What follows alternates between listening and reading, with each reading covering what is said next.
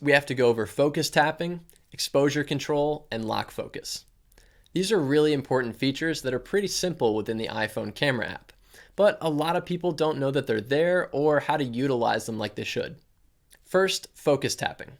When an object is in focus, that means it's within the depth of field.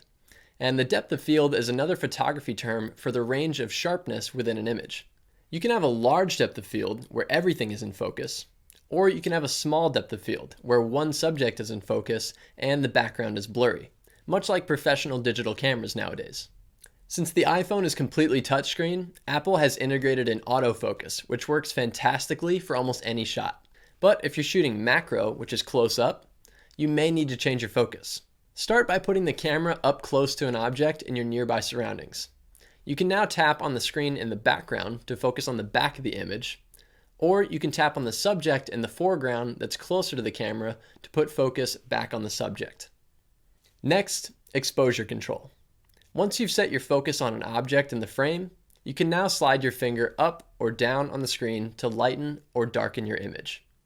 The iPhone also has an auto exposure feature that automatically sets the proper exposure for whatever object you tap to focus. If you want to lock focus, Apple has also integrated a feature to lock the focus on whatever object that you select, no matter if you change the camera position. Enable this by tapping and holding your finger on the subject of your choosing, and a yellow box will appear on the screen that says AEAF Lock, which stands for Auto Exposure and Autofocus Lock.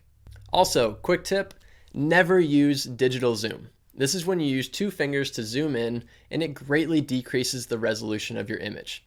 This turns an HD photo into a blurry mess. And if you need to get a better shot, just simply walk closer to the subject, or if you have one of the newer iPhones with multiple lenses on it, like this one, there's a function to change to a longer lens by clicking on the number 2 option in photo mode. Now onto one of the most important aspects